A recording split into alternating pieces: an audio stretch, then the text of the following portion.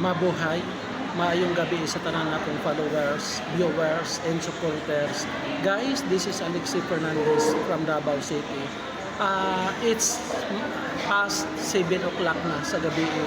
So, I'm gonna take my dinner, guys. Na ako sa isa ka food chain nag-dinner. Dinilang sa ito lang.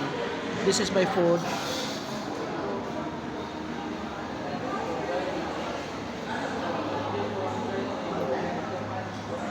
Gutom na ako.